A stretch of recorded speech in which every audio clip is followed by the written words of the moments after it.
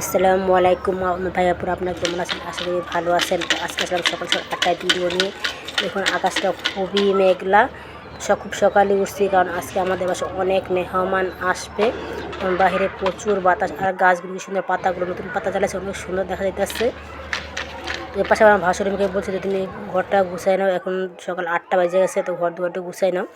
তো আজকে বাসায় আছে, চাকরিগত বাসায় আছে, বাসায় মেহমান আসবে, তো সেই কারণে আজকে বাসায় আছে। তো আজকে আমার ভাস্তি মানে ভাসুরের মেয়ে আর মেয়ে জামাই ওদেরকে দাওয়াত দিয়েছি, তো ওরা সবাই আসবে। তো এই পাশে আমি রান্নাবান্নার জন্য আয়োজন করে নিচ্ছি। তো এই যে প্রথমে আমি মুরগি ভাজতে বসাতে রোস্ট করবো, তো ছোটো ছোটো করে কাটছি।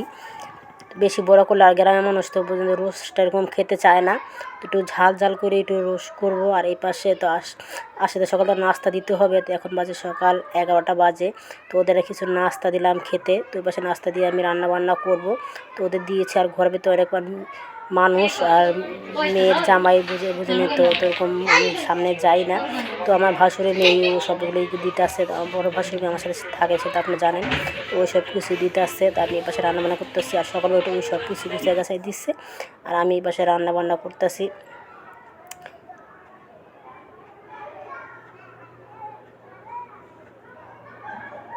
তো আমার মোবাইলটা একটু ডিস্টার্ব দিয়েছিল মাঝখান দিয়ে, তো এই যে আমি রান্নাটা বসাই দিছি। রোস্টটাও প্রায় হয়ে গেছে,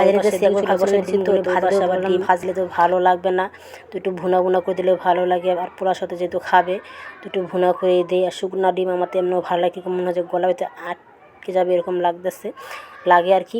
তো রান্না এই পাশে ওই ডিমটা হয়ে গেছে, আর এই পাশে আবার রুই মাছ কেটেছিলাম, তো সেগুলো ভালো করে ভাজবো, একদম সুন্দর মশমশা করে ভাজবো। তো পাশে কিন্তু 2 পথ হয়ে গেছে, এ পাশে আবার মাছ বসাই দিচ্ছে, আর এই পাশে যে গরুর মাংস রান্না করার জন্য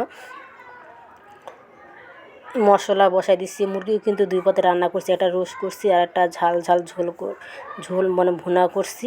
আর এপাশে গরুটাও বসাই দিছি। তো জানি না আজকে রান্নাবান্না কীরকম হবে জানি না। আর বাজার তো জানেন আমার ছেলে করছে, তো আপনার ভাইয়া নাই, জানি না কীভাবে কী বাজার করছি। তো এই যে আমার 2টা ভাসুরের মেয়ে, তো ওদের জন্য 2টা জামা নিয়ে একই কালার জামা নিয়েছি, কারণ বলবে ওই কীরকম দিচ্ছে আমাকে একরকম দিচ্ছে, তো ভাবলাম ধরুন একরকম জামাই দেই। তো আমার রান্নাবান্না শেষ হয়েছে, এখন দুপুরে পরে নামাজ পড়ে সবাই আসছে, তো খেতে দিয়েছি। তো সেইগুলো আমি খেতে দিইনি, আমার ভাসুরের বউ আসছে, মানে আমার জাল আসছে, তো সেই সব কিছু বাইরে যেটা দিতেছে। আর আমি পাশে ঘর থেকে সব কিছু আগে জায়গায় দিতেছি, তো সব কিছু খাওয়াইতেছে। আর আমার মানে কি আমি সব কিছু করতে পারি, কিন্তু আমি যে একজনকে বেড়ে খাওয়াবো, আমি মানে একবার কীরকম একটা হয়ে যাই, তো পাই না। তো যেখানেই যাই কেউ যদি বলে রান্নাবান্না করতে, তো রান্নাবান্না করে ঠিক, কিন্তু আমি কিন্তু কেউ খাওয়াই না। তো খাটের উপর জায়গা হয় না, তো সেখানে নিচেও দিয়ে দিছি। তো ওদের খাওয়া দাওয়া বসে শেষ। তো আসলাম আবার বিকালবেলা, তো বলতেছে গাছ থেকে কামরাঙ্গা হয়েছে। তো ভাবলাম যে মুগ্ধ যখন বললো তো কিছু পায়রা দিতে, পায়রা দিচ্ছি। দেখুন গাছে কিন্তু মাসাল্লাহ অনেক কামরাঙ্গা, আর আমাদের ছাদের উপরে অনেক কামরাঙ্গা। তো ওদের খাওয়া দাওয়ার পর তো ছেলেকে গাছ উঠাই দিচ্ছে, তো ছেলে কামরাঙ্গাগুলো পারছে, আর খুবই খারাপ লাগছে। তো দেখুন অনেকগুলো কিন্তু কামরাঙ্গা গাছে, তো ছেলে বলেছে গাছ অনেক কামড়া হয়েছে, তো এই পাশে ওদের খেতে দিয়েছি। তো একদম টক মানে অনেক সুন্দর একটা কালার পেকে গেছে, অনেক মিষ্টি। তো এইভাবে কেটে দিচ্ছি, লবণ ছাড়াই খাবে।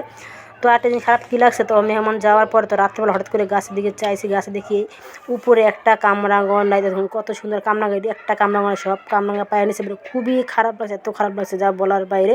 তো রাত্রেবেলা এগুলো করছে সবাই, যারা মানে যে খেলছে ফেদার ব্যাট খেলছে, তো সেখানে করছে। তো আমার আজকে ভিডিও এই পর্যন্ত ছিল। আমার ভিডিও ভালো লাগে অবশ্যই একটা লাইক দিবেন। আল্লাহ হাফেজ।